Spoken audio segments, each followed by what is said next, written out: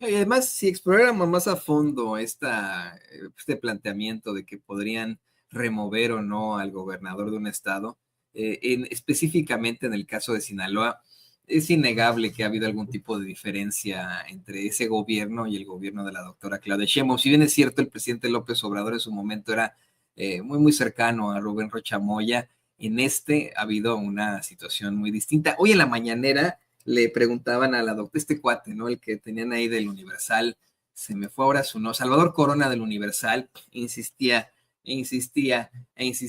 con la misma pregunta, ¿van a quitar al gobernador? Lo quitarían así de, pues no, es que no se ha dado el caso, no se ha dado, y la respuesta era esa. Se habló de cómo es que hubo de alguna otra forma un malentendido con García Harfuch, a quien hasta le había cambiado el nombre, el gobernador, etcétera, etcétera. Si verdaderamente se diera esto de el autoritarismo, bueno, pues ya hubieran cambiado, hubiera habido alguna situación en la que Rubén Rocha Moya ya no sería el gobernador de Sinaloa y ahí continuará. La verdad es que si hoy vemos que un gobierno actúa al nivel de un cártel del crimen organizado, es en la opinión de su servidor, el gobierno de los Estados Unidos. Ayer le compartíamos, y vamos a hablar con esto con Paco, para también escuchar su comentario. Ayer compartíamos con el público de Sin Censura este cartón del monero crucifixio que aparenta ser una narcomanta, pero no es una narcomanta, es una gringomanta de la CIA y el cártel de Maga. Una narcomanta en la que se pues advierte a los mexicanos, como lo hacen los miembros del crimen organizado, pero como si se tratara de los estadounidenses que están detrás del gobierno de Donald Trump. Dice, gente de México, solo para que sepan, somos gente del Trumpas y no venimos a meternos con gente inocente, no venimos a secuestrar, extorsionar, venimos a limpiar México de los narcos. Nosotros solo vamos a bombardear su país y no queremos pedos con el gobierno, sino entienden, por las buenas, va a ser por las malas, y el que avisa no es traidor. Ya vieron, y espero que quede claro, no andamos jugando, solo venimos por el negocio. Atentamente, la CIA y el cártel de Maga, ¿no? Es como si fuera una gringomanta, porque efectivamente, ¿qué diferencia hay hoy entre un cártel del crimen organizado y el gobierno de los Estados Unidos, cuyo presidente es un criminal que fue encontrado culpable de abuso sexual, de fraude, de otros delitos, que sigue siendo investigado por una cantidad impresionante de delitos, que se ha rodeado de delincuente y medio, que su secretario de la defensa es un alcohólico al que también ha sido acusado de abuso sexual?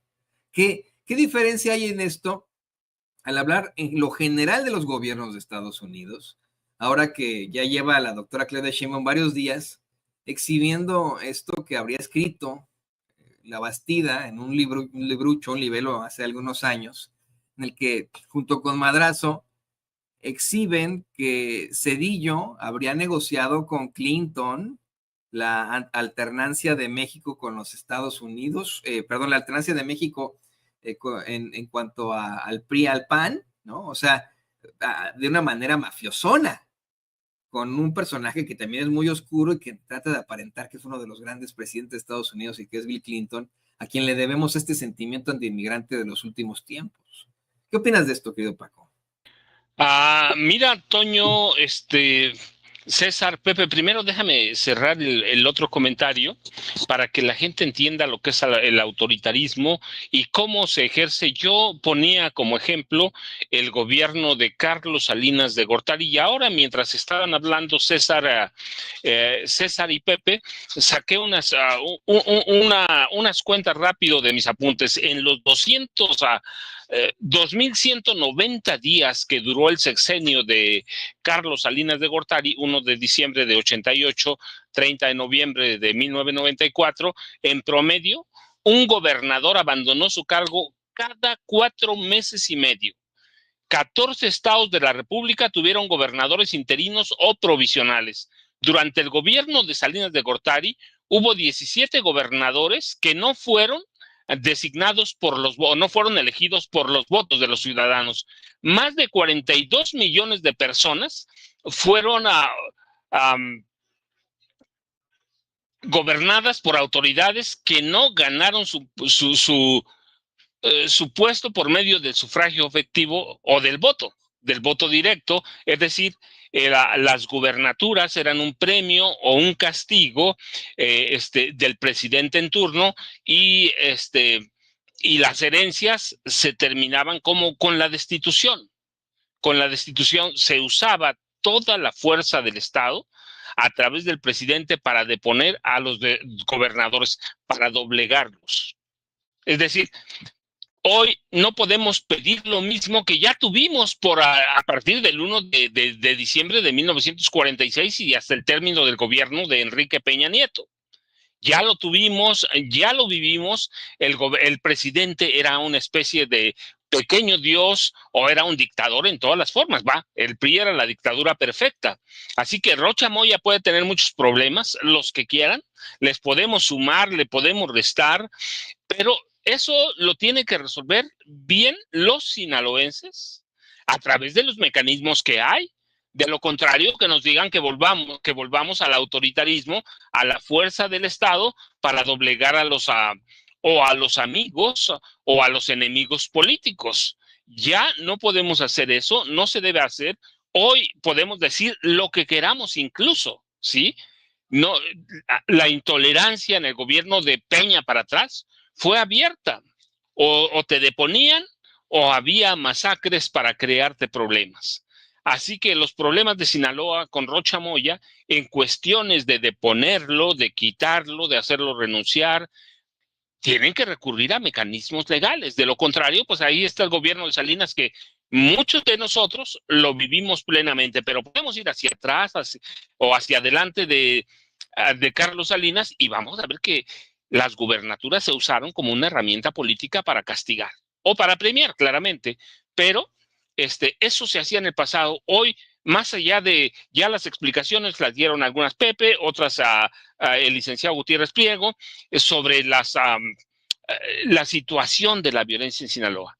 Pero las cuestiones políticas, sí, yo estoy de acuerdo, un gobernador no se puede ni se debe caer por una marcha. Sí, hay mecanismos, hay un golpeteo político, también es claro. César lo dice, si está involucrado con el narco, pues eso hay que demostrarlo. Eso hay que demostrarlo, no hay que decirlo, pues tiene vínculos con el narco, pues qué padre. Podemos decir entonces que el presidente López Obrador tiene vínculos con el narco, ya lo han dicho cuántas veces, nadie lo ha probado. Hay que probarlo, y probando las cuestiones, aprobando estos temas, pues uno puede ir políticamente tras la cabeza del gobernador. Yo digo, si se le probara algo, supongo que él renunciaría en lo inmediato. Supongo. De lo contrario, un problema político, pues están los mecanismos, hay que seguirlos o hay que pedirle consejos a Carlos Salinas de Gortari o a Luis Echeverría en el más allá o a Gustavo Díaz Ordaz, a Miguel Alemán, que deponían gobernadores como cambiarse de zapatos cada noche. Así que esos problemas ya los superamos. Ahora hay que encaminarlos políticamente hablando. Y luego lo otro, mira, sobre la negociación de la presidencia de la República, hay evidencias suficientes. Bueno, yo mismo en algunos de mis libros lo menciono, que Carlos Salinas de Gortari negoció la alternancia política de México con Washington. Eso es, hay evidencias sólidas, hay evidencias, porque además me tocó reportearlo en parte, de que en el fraude de 88, cuando nace verdaderamente el PRIAN, la presidenta dice una cosa que es cierta, pero la realidad es que está bien documentado ampliamente que el PRIAN, ese maridaje, nace en el 88 cuando Carlos Salinas de Gortari convence, seduce, como quieran decirle, a la dirigencia panista de esa época, encabezada por Luis H. Álvarez de Chihuahua, que en algún momento pensé de veras que era un tipo decente, y cuando negoció con Salinas lo que se llama la concertación de gubernaturas, es decir, de traslado del poder al PAN, nace ese maridaje que se llama PRIAN, y lo negocia Salinas directamente con Washington y negocia lo que padecimos hasta la entrada, hasta la presidencia de Andrés Manuel López Obrador, la entrada indiscriminada de agentes del FBI, la DEA, la CIA y, párale de contar, 14 agencias policiales de espionaje o de inteligencia de Estados Unidos. y ellos controlaban muchas cosas, les dan cabida en el gobierno, incluso en el gobierno de Miguel de la Madrid, les dan entrada para todo. Entonces, la presidencia de la República se vendió, pues sí, se la vendieron a Washington, o Washington los obligó, claro que sí. Los 40, fueron 50,000 en realidad, no los usaron todos, pero lo que personalmente negoció es Ernesto Zedillo Ponce de León con Bill Clinton. Clinton lo dijo, es público. 50,000 millones. No los usaron todos, pero también se habló de la alternancia también. Es decir, el PRI vendió todo lo que podía vender, incluida la presidencia de la República. Francisco Labastida Ochoa pudo hablar en su momento, pero no lo hizo. ¿Por qué? Porque tenía la mano bañada ahí como por miles de millones de pesos que se había robado del Pemex Gate para financiar su campaña. Sí, qué bueno que lo dice, pero pues ya era una cosa muy sabida. Era una cosa muy sabida, pero sí compraron, perdón, sí negociaron la presidencia de México con Washington. Claro que sí, claro que sí. Nace el maridaje PRI a Acción Nacional, o PRIAN, como lo conocemos, por decisiones de Washington. Claro que sí. Claro que sí, Washington tuvo mucho que ver en la alternancia para crear un bipartidismo en México, como estaba en Estados Unidos, un partido demócrata, uno republicano. Aquí íbamos a tener un partido revolucionario institucional y un partido Acción Nacional, que eran lo mismo, controlados por élites. Se les desbarrancó el camino porque apareció un hombre que se llama Andrés Manuel López Obrador, pero negociaron la presidencia con Estados Unidos, sí. Hay evidencias, la negoció Salinas, y una de las condiciones que le puso Washington para validar o convalidar el fraude de 88 fue eso. La alternancia fueron algunas condiciones, pero dos: una, la entrada de agentes en forma indiscriminada a México, y dos, la alternancia camino hacia la consolidación del neoliberalismo que había adoptado en realidad Miguel de la Madrid Hurtado. Así que sí hay evidencias de que se vendió o de que Washington compró la alternancia política en este país. Sí la hay.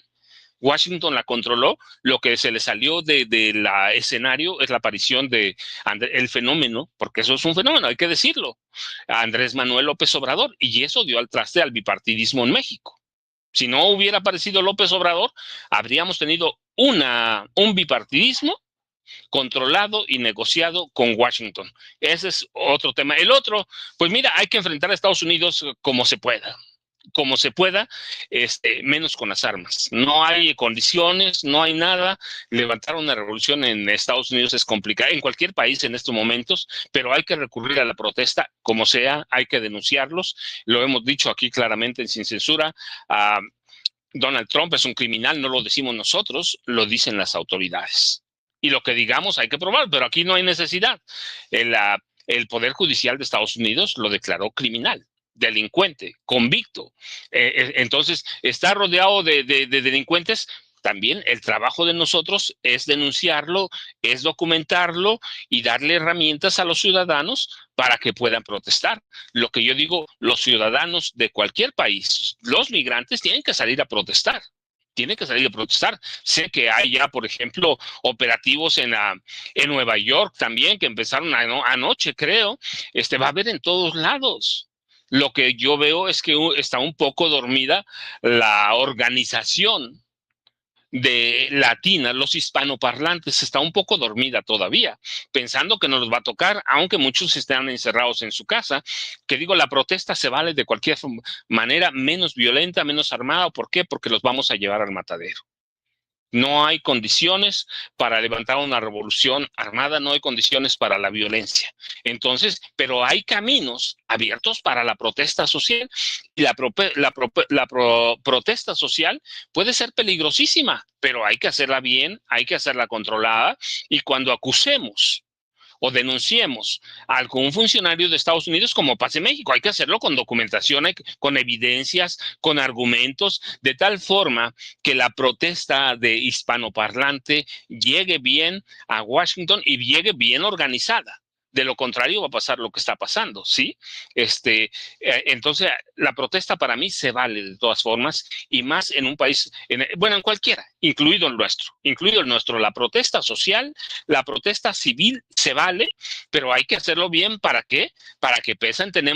Ya estaban dando la semana pasada los datos de lo que representa la economía de hispanoparlante en Estados Unidos. Yo di un dato que era mío porque lo saqué del Departamento de Economía en Washington. 364 mil millones de dólares en impuestos generan los mexicanos. Es un buen de lana y es una buena fuerza productora. Lo que yo veo es que está un poco apagada, que está descontrolada la población hispanoparlante, pero para mí la protesta se vale. ¿Qué hacemos en el periodismo? Eso es una parte, no es eso, pero es en parte. Pero hay que hacerlo con bases sólida y bien organizados, Toño, César y Pepe. Que es de hecho lo